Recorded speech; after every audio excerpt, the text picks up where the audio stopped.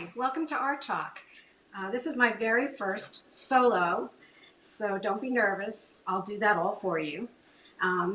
Just leave that to me. And I'm Amy Reshevsky. Today I'm coming from North Carolina virtually, and I'm pleased to share the screen with live from the New Dawn Theater in Boca Raton, and I'm really happy to be here. I'm just have to make a few little comments before we get started. The one is that I'm really so appreciative of Dawn and Freddie for giving me this opportunity. And they have an amazing compassion for people. And I'm so grateful that they sort of took me under their wing. And I'm really, really enjoying what I'm doing. Um, I seem to be taking on a new challenge. And for some reason, I am always um, challenging myself, and it's really the story of my life. So, why I'm doing this must be some power that pushes me through it. But I just, I just enjoy every second of this. But I can't forget to mention the producers and the staff at the Brooklyn Cafe. They're all a family, and it's so rewarding to watch what they're doing and growing. And I'm very excited to be part of this art talk. Okay, so for those who really don't know me, as I said, I'm Amy Reshevsky, and I've been doodling in the art world for about 20 years now, and I guess you can say I'm a late bloomer. But I've had some interesting careers along the way, and maybe that's what's helped me um, to do some of the art that I do. And they've been interesting careers. Um, I've also been an owner of a gallery. I've been in many studios. I've shown in many galleries, and and I've been in Art Basel a couple of times. So in the last 20 years, I've sort of branched out to you know finding new ways to experience the art world. I usually paint in Canada in the summer, but as you can see, and the times we're going through, we can't get up there. So we found a little nice little cool spot up in North Carolina. So I'm enjoying that. Um,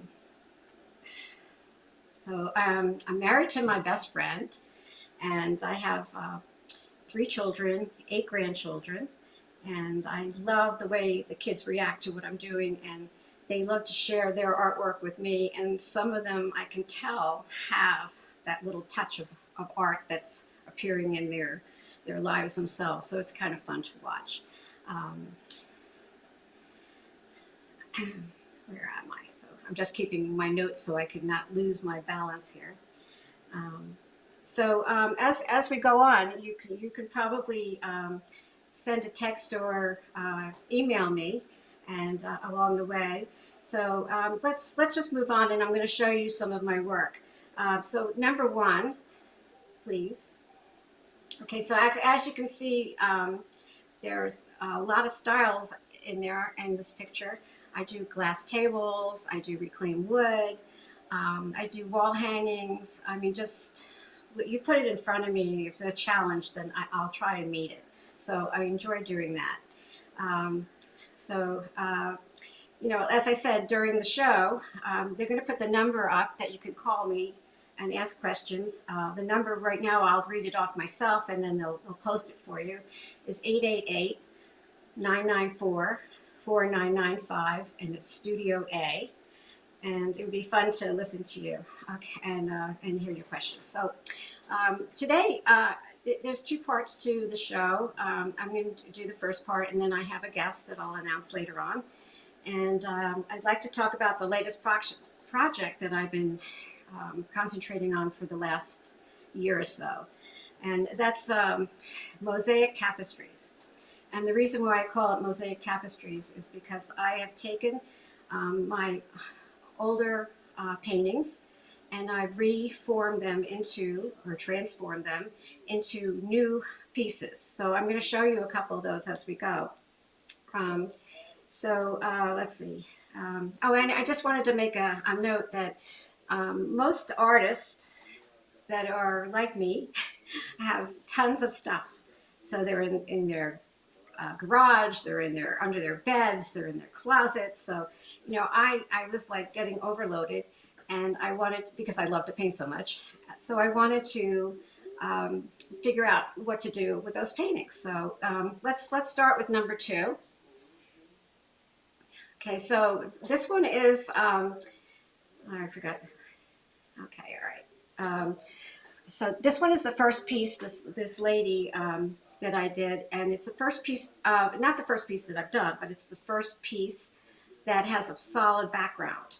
So I used two paintings to make this one, and I did the lady first, and then I just added on all these little triangles all over the place. I mean, it took me a while to do it, but it was, it was really nice. So also, you can go on the art of Amy Reshevsky, and you can see on Facebook, of course, you can see a lot more of the mosaics. I think I've done about 20 pieces this year, and also a lot of them are hanging at the Brooklyn Cafe Art Studio. So one day when we get past this stage, hopefully soon, you can go visit the art there. So, and I've enjoyed up until now sponsors coming in and enjoying the work. So it's been a lot of fun.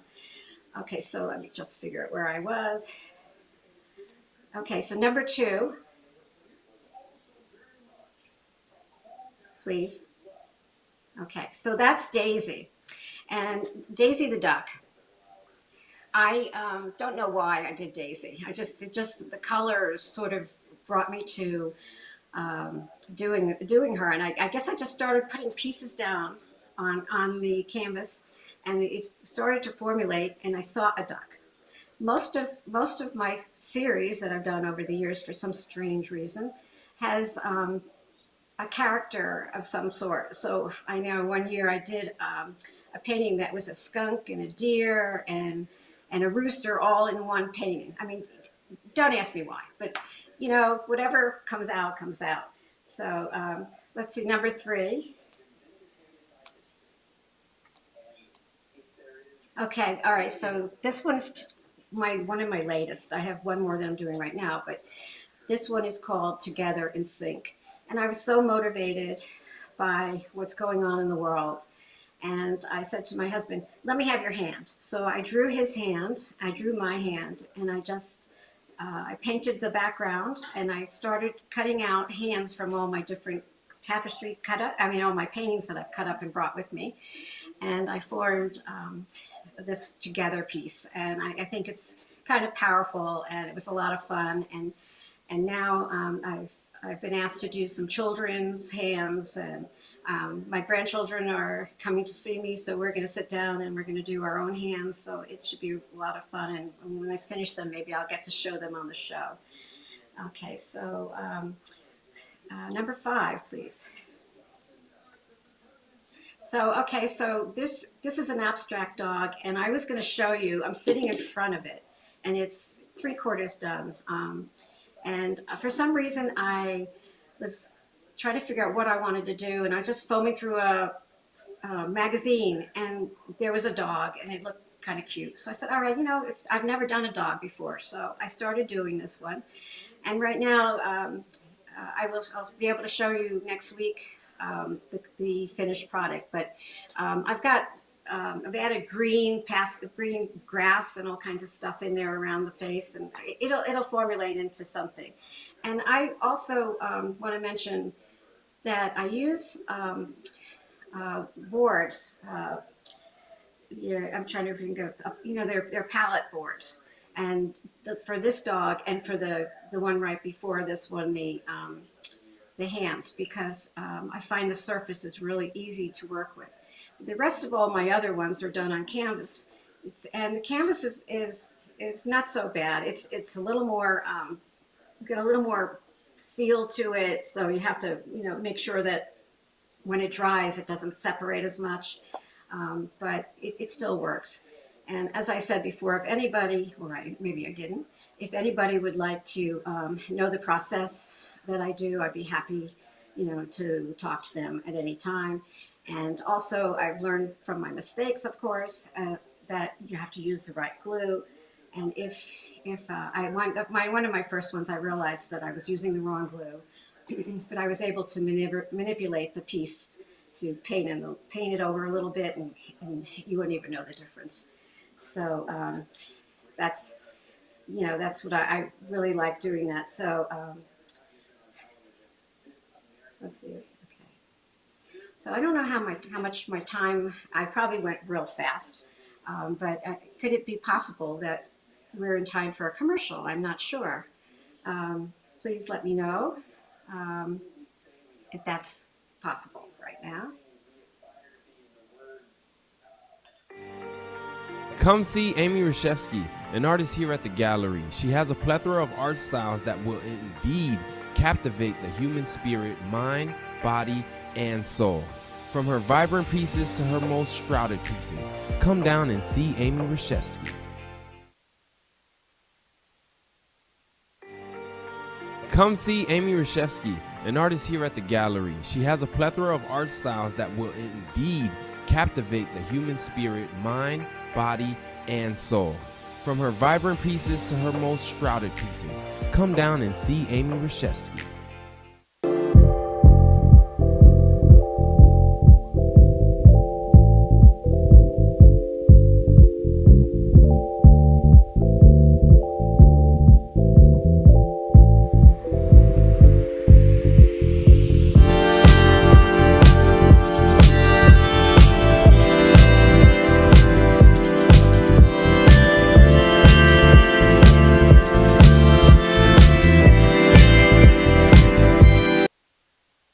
Oh, welcome back. Oh.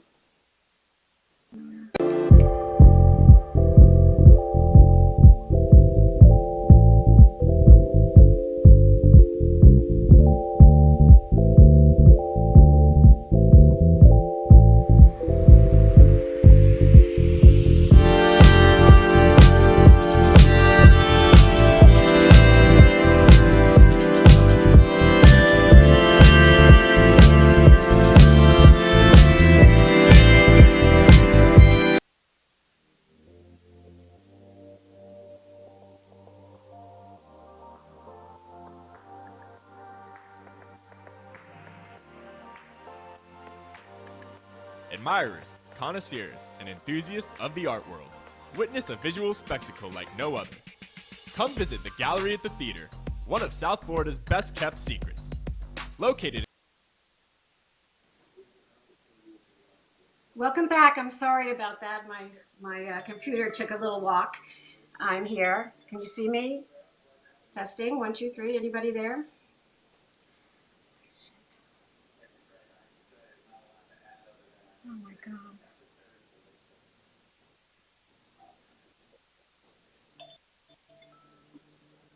Oh, I'm on. Okay, good.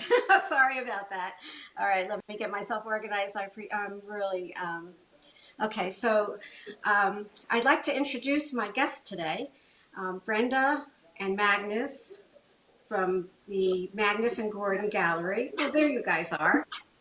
Thank you for being my guest today. It's been so many years that we've known each other, and we were neighbors next door with both of our galleries next door, and we've had a lot of fun in great old Artist Alley, and you guys are holding up the fort. So, welcome, guys. Can you hear Hi, me? Amy. Hi, Yeah, how you doing?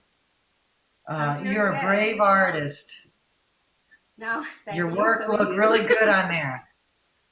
Oh, thanks. Yeah, you got an extra long commercial because I screwed up. That's sweet.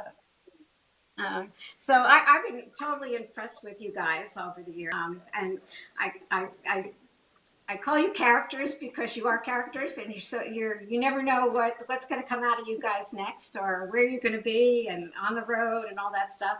So it's very special for me to have you today. So tell me a little bit about the Magnus and Gordon Gallery. Well, let's see. When did we set up shop? I guess that was back in December 2013, yeah, Wow. the Magnus and Gordon Gallery. and we You moved guys into were a there. space. Oh, sorry. Yeah, we were there Said you before were- you. Yeah, Yeah, and I had a lot of fun moving around until I found my spot. That was a lot of fun. Okay, and then finally we were together next door, so we had great first Fridays. So Oh, it anyway, was moving great on. when you were next door. It was Yeah, great I when you were know. next door. I missed it so much. I came back last year to be in your studio for a That's little right. while. I know, yes. So, what made you guys decide to go to Delray Beach? Where were you? Where were you before you got there? Well, when I moved to Delray Beach, I came from Northern Virginia, outside of Washington, D.C. And Delray seemed like a cool, artsy town, so I decided to move there. Oh, and then And you met Magnus. Yeah. yes, I met Magnus. Very good. Yeah. At the I Blue know exactly Anchor. where. At the Blue Anchor. The Blue Anchor, right on the corner. Yeah. Okay. So and then you guys were living over right down the street from that, which was kind of fun. Right near in that little funky house, which we used to go visit all the time. Yeah, That was that really cute cool. little yellow house. Yeah. So tell me something. How are you able to work together? That's a good question, right? Well, it was kind of an adjustment, but it wasn't bad. I mean, we have to, um, travel together when we're doing these shows across the country. So it's like 24/7. And, instead of hating each other when you retire, that's already happened. You know what I mean? Not hating each other, but Yeah. I mean, just not having any elbow room. But Yeah. I don't know. It's worked out. He's very creative, Oh. very handy. No, and I'm always learning new techniques and things from Brenda because she's been doing this Oh, a lot yeah. longer than I have. So Yeah, I know. No. So Brenda, do you like to change up your mediums a lot, or because I know you were doing plein air for a long time, and now you're into all different things. Is it because of the times or the environment, or that makes you switch off to different mediums?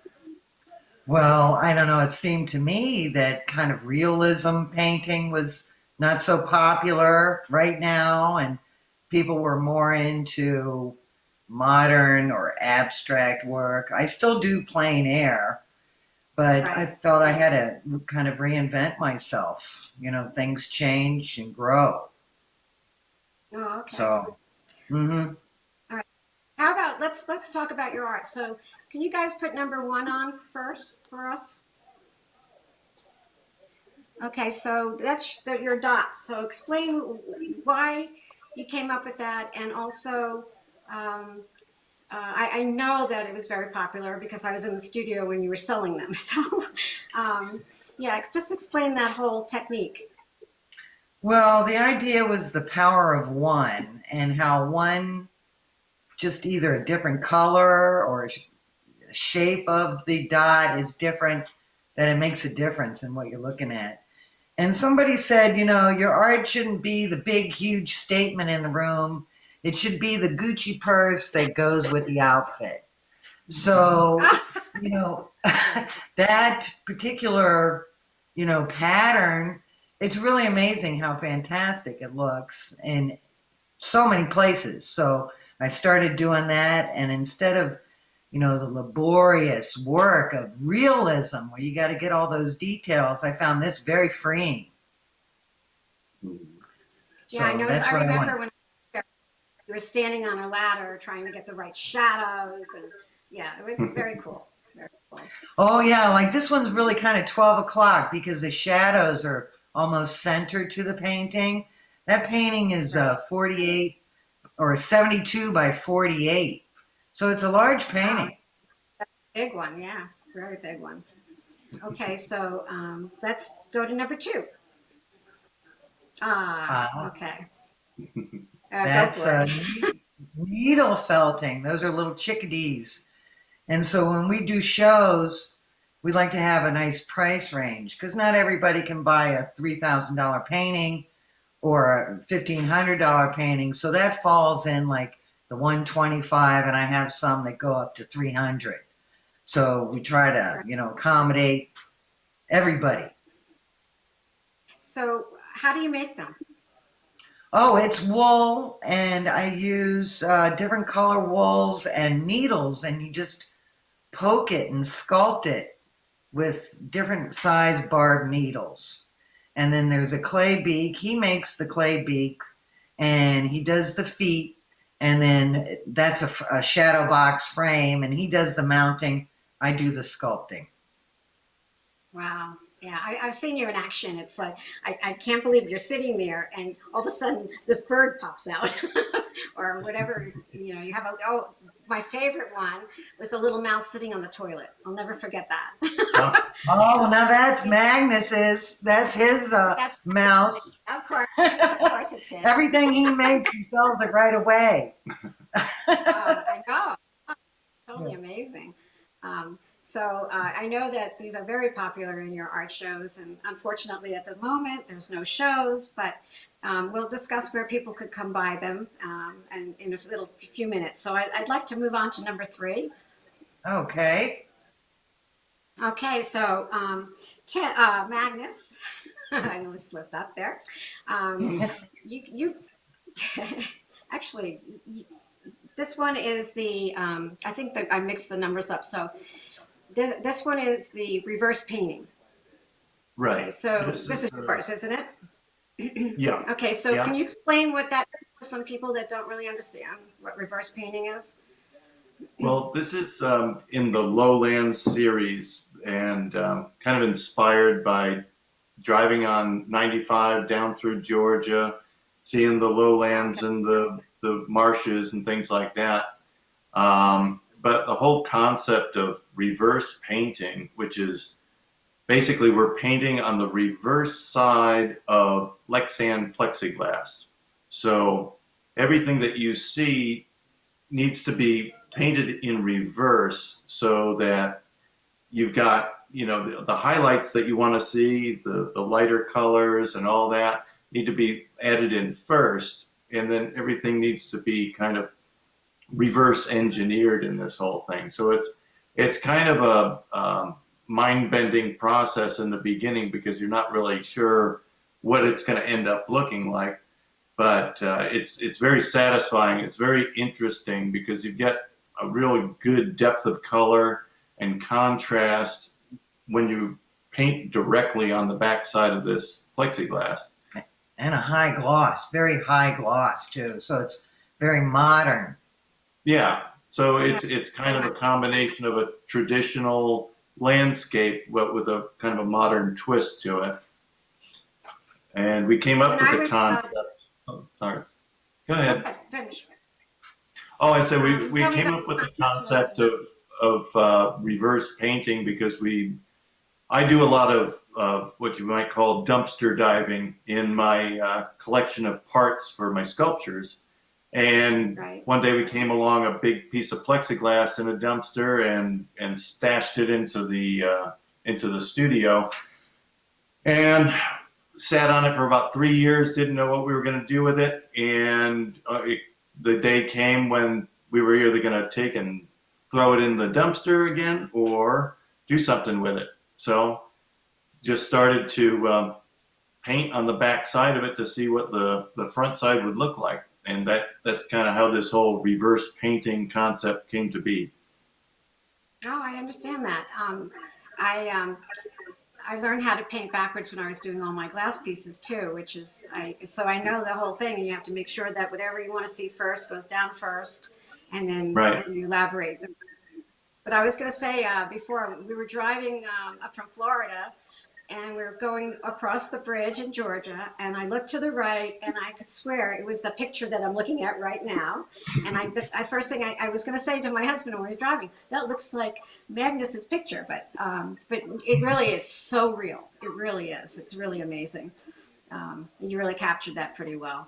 And I know that you framed them beautifully also. So yeah, they're worth seeing in person, everybody, if you want to stop by.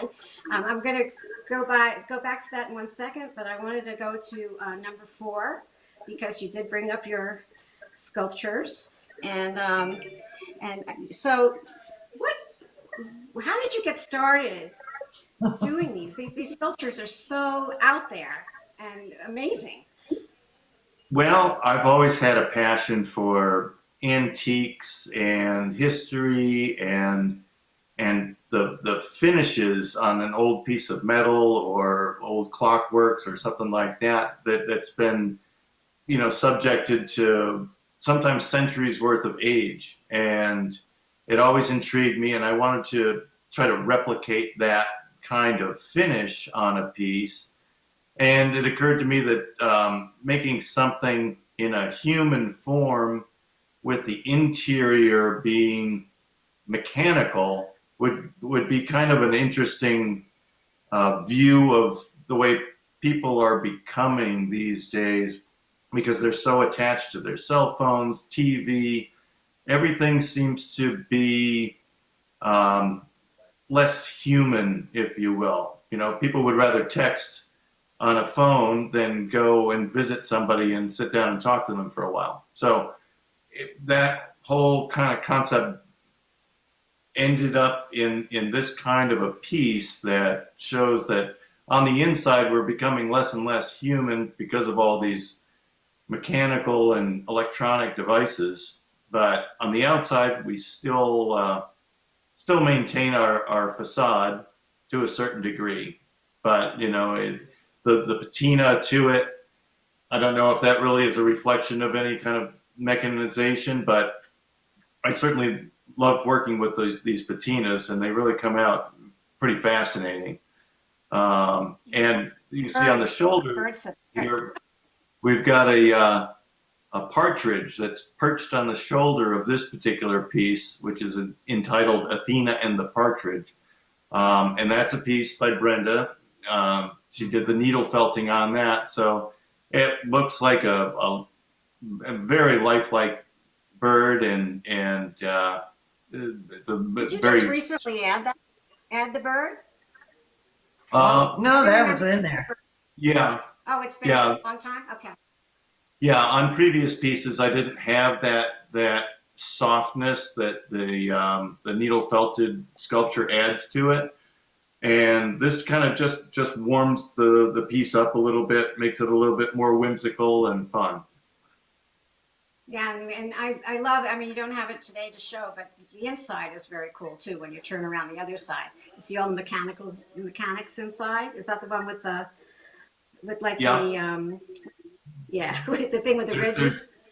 Yeah, there's antique clock parts in there. There's old circuit boards and all kinds of interesting stuff in there. So Oh, yeah. Well, I know you have tons, well, not tons, you have many beautiful sculptures that should be in a museum. I really feel that the talent is really superb in that. Um, so also, you mentioned to me this. Did I do all? Did I do all the four paintings, guys? Yeah, I think I did. Right, we went through four. yeah, I think One, so. two, three, four. Yes. Yeah, we did. Okay. So I know, Brenda, you were telling me recently that you just launched a YouTube video. So you want to tell us a little about it? Oh, well, yeah, I'm learning iMovie at a rapid pace since being at home. So I decided maybe I should do something like, time lapse video of how to needle felt. And then also I have some plein air. I want to do a little more plein air. So they're, time lapse paintings right on site. And I thought I'd start a YouTube channel. And I think maybe I've got 20 videos up now. Hmm. And I got a whole whopping 12 subscribers. So it's just, I just started in June. And All maybe, right. Well, if you share our program today, maybe you'll have a lot more subscribers. Also, can you tell everybody how to get in touch with you? oh, well, MagnusandGordonGallery.com. All of our information is there. And let's see, the YouTube channel is Magnus and Gordon Gallery. So if you just did a search on there, and then there's information that you could contact us too, along with an email as well. Okay. Well, I really, really am thrilled that you guys did my first show together. I feel very warm and fuzzy with you guys. I appreciate it. And I'd like just to tell you that next week we have our guest is Carla Galumbi, and she's discussing socially distanced connected by art.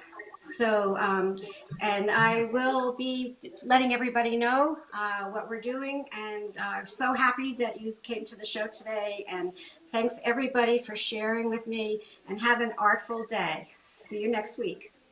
Thank you, Thanks, Amy. Amy. Good to see you. Bye.